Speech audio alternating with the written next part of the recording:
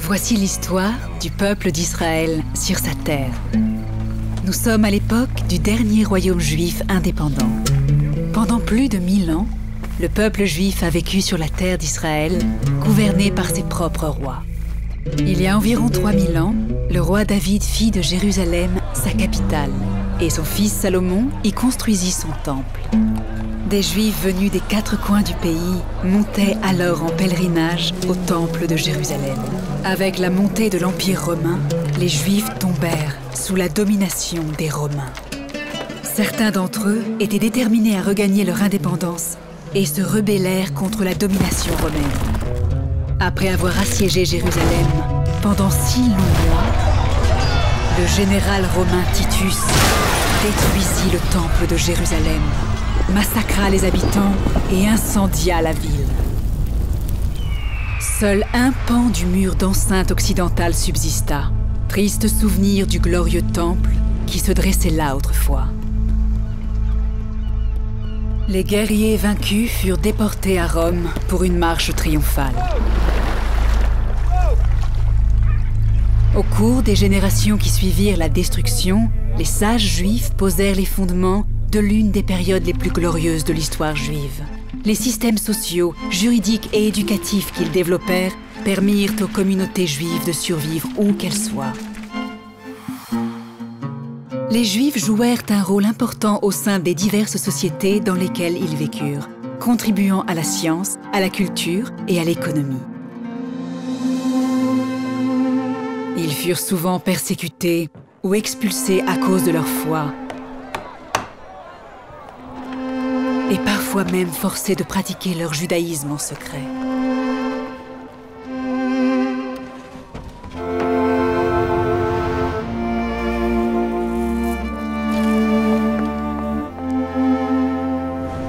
Mais même dans les moments difficiles, ils restèrent fidèles à leurs coutumes et à leurs traditions.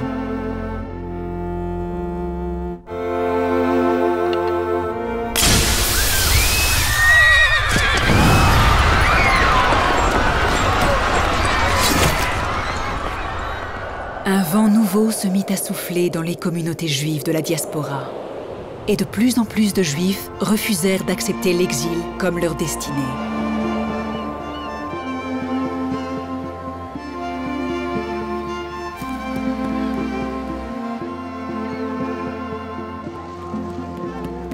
Peu à peu, des Juifs du monde entier se frayèrent un chemin vers la terre d'Israël.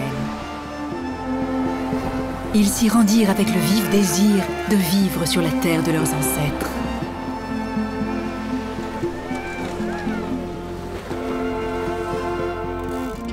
Les changements survenus sur la scène internationale, dans le sillage de la révolution industrielle, stimulèrent ce flux migratoire des Juifs vers leur patrie. Ils y rejoignèrent leurs frères qui n'étaient jamais partis, œuvrant ensemble à la reconstruction du pays. C'est un jeune journaliste juif qui fit de ce nouveau souffle un mouvement organisé et lui donna son nom, le sionisme. Théodore Herzl pensait qu'un peuple ne doit compter que sur lui-même. Il avait une vision et un plan précis et consacra sa vie à transformer le rêve ancestral en réalité. En terre d'Israël, l'antique langue hébraïque ressuscitait, s'étoffant de nouveaux mots afin d'exprimer les besoins de la société moderne et multiculturelle qui y prend forme.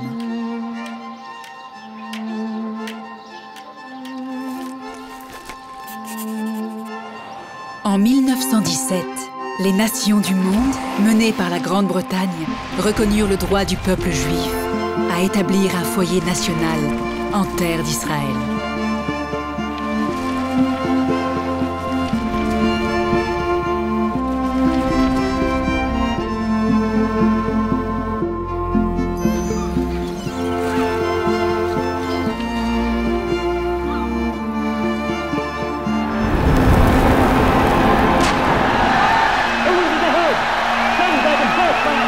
Alors que les Juifs construisaient les fondations d'un nouveau pays, un autre peuple, dans une autre partie du monde, s'unit autour d'une idée totalement différente. Une idée qui conduisit ses adeptes à commettre le plus horrible crime contre l'humanité. Les nazis commencèrent par enlever aux Juifs leurs droits civiques, puis les persécutèrent et les agressèrent, et finirent par l'anéantissement systématique de 6 millions de Juifs, avec une brutalité que le monde moderne n'avait jamais vue, ni même imaginée.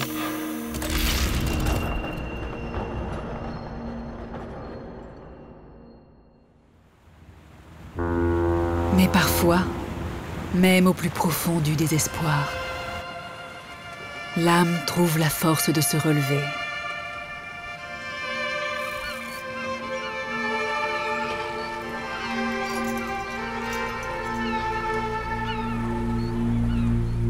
Les nazis avaient massacré un tiers du peuple juif, mais ils ne purent pas tuer leur esprit. En 1947, les Nations Unies votèrent en faveur d'un plan qui prévoyait la division de la terre entre Juifs et Arabes et l'établissement de 2 États, un État juif et un État arabe. Le plan de partition de l'ONU fut accepté par les dirigeants juifs.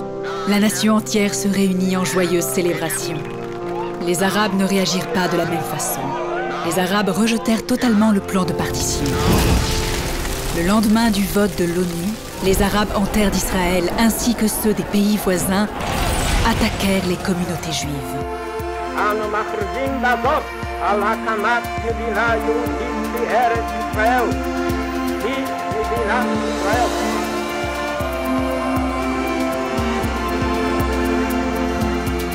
Les célébrations des Israéliens furent interrompues afin d'affronter la première guerre de survie du nouvel État à peine créé, contre les attaques coordonnées de 6 armées arabes.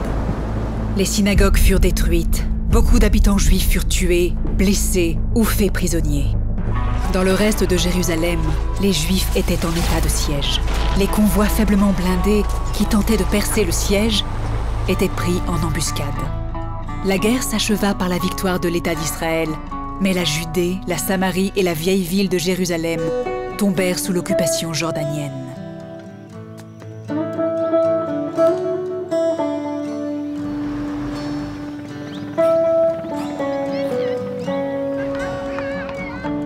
Près de 2 décennies plus tard,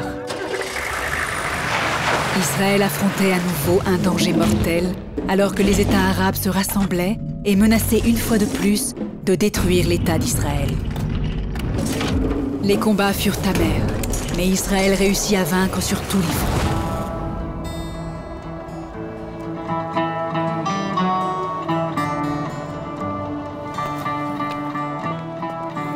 La plus douce victoire de toutes fut la libération du mont du Temple et du mur occidental.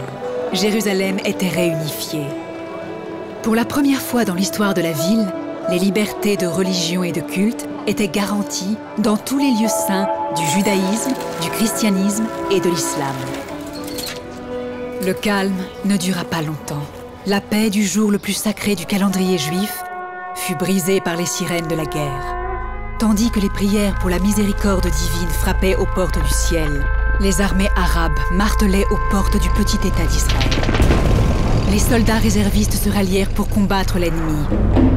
Ils ne déposèrent pas les armes tant que le pays ne fut à nouveau en sécurité.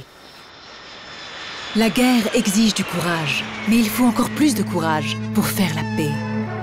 Le traité de paix historique entre l'Égypte et Israël est la pierre de fondation de la paix tant désirée avec tous les voisins d'Israël.